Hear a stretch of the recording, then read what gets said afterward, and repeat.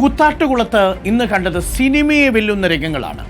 കൂത്താട്ടുകുളം നഗരസഭയിൽ മൊത്തം 25 അംഗങ്ങളാണ്. അതിൽ 13 അംഗങ്ങളാണ് LDFിനുള്ളത്. UDFിനുള്ളതാവട്ടെ 11 അംഗങ്ങളും. LDFിലുള്ള അംഗങ്ങളിൽ കലാ രാജു എന്ന് പറയുന്ന ഒരംഗം UDF പക്ഷത്തേക്ക് മാറുമോ എന്ന് LDFിന് സംശയം. കൂത്താട്ടുകുളം നഗരസഭയിലെ ചെയർപേഴ്സണും വൈസ് ചെയർപേഴ്സണുമെതിരെ UDF ഒരു അവിശ്വാസ പ്രമേയം കൊണ്ടുവരുന്നു.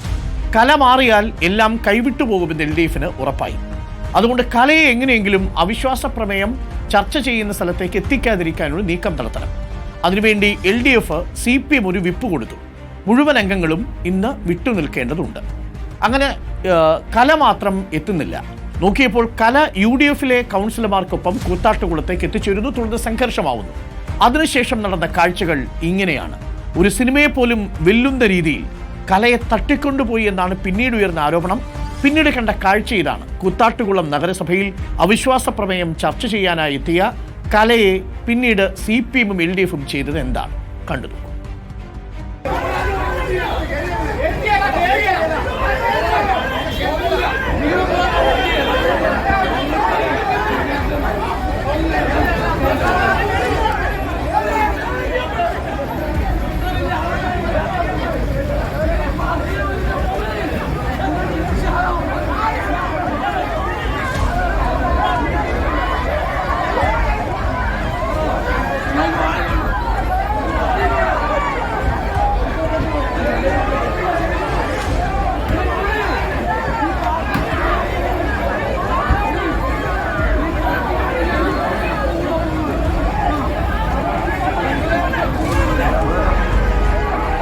UDFിന് അനുകൂലമായി കലാരാജു വോട്ട് ചെയ്തേക്കുമോ എന്ന് ഭയന്ന് CPM കലാരാജുവിനെ ബലമായി പിടിച്ചുകൊണ്ടുപോയി എന്നാണ് പരാതി. അങ്ങനെ കലാരാജുവിനെ എങ്ങോട്ട് പിടിച്ചുകൊണ്ടുപോയി എന്നറിയാനായി പിന്നീട് നേതാക്കളുടെയും UDF പ്രവർത്തകരുടെയും ഓട്ടം. പിന്നീട് നമ്മൾ കണ്ടത് നഗരസഭയിലും പോലീസ് സ്റ്റേഷനിലും UDFിന്റെ കടുത്ത പ്രതിഷേധമാണ്. അതുകൂടി കാണും.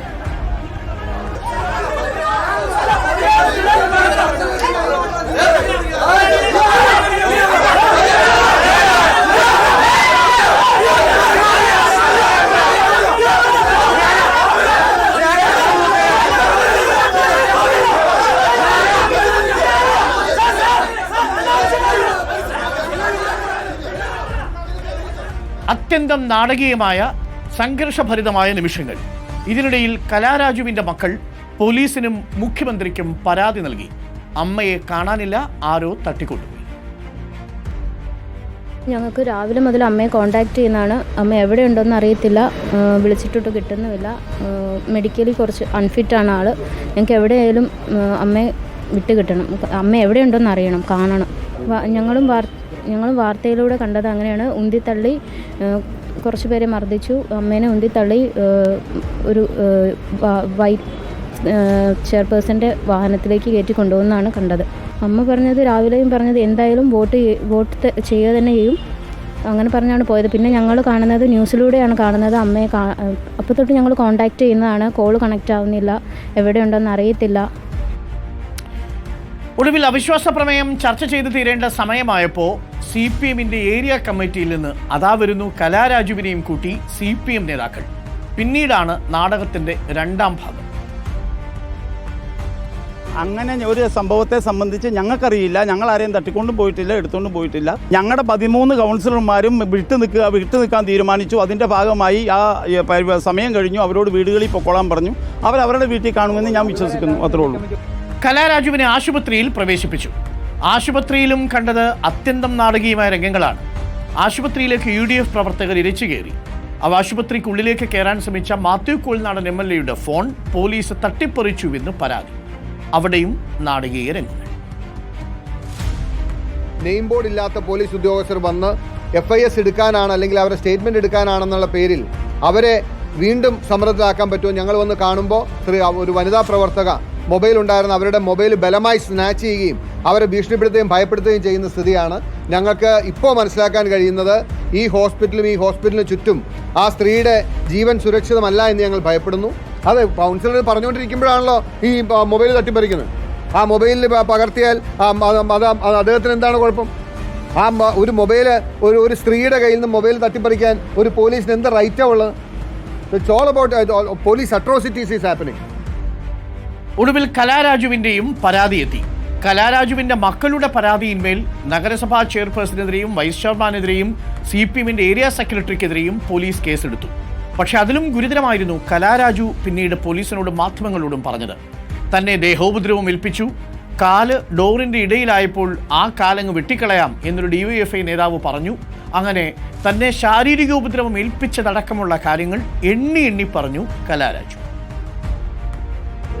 നമ്മളിന്ന് അവിശ്വാസത്തിൻ്റെ നോട്ടീസ് കിട്ടിയ അനുസരിച്ച് നമ്മൾ 10 മണിയായപ്പോൾ മുനിസിപ്പൽ ഓഫീസിൻ്റെ വാതിക്കൽ വന്ന് ഇറങ്ങിയ സമയത്താണ് ഇതുപോലെയുള്ള അക്രമങ്ങൾ നടന്നത്.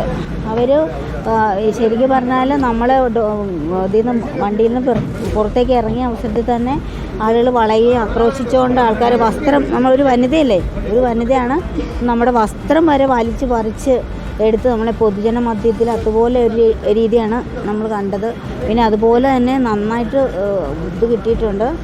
എല്ലാവരും തന്നെ ആക്രോശിച്ചുകൊണ്ട് ചതിച്ചിട്ട് രക്ഷപ്പെടാമെന്ന് കരുതണ്ട, വണ്ടിയിലേക്ക് എറിയട വണ്ടിയിലേക്ക് അങ്ങനെയെല്ലാം ആക്രോശിച്ചുകൊണ്ടാണ് ഈ സംഭവം മുഴുവൻ നടന്നത്. ഇത്രയും പൊതുജനങ്ങളുടെ മധ്യത്തിലാണല്ലോ, പബ്ലിക്കിൻ്റെ മുമ്പിലാണല്ലോ ഇത്രയും കാര്യങ്ങൾ നടന്നത്. അല്ല നമ്മൾ ഇതിനകത്ത് വേറെ ഒന്നും ചേർത്ത് വെള്ളം ചേർത്ത് പറയുന്നതല്ല.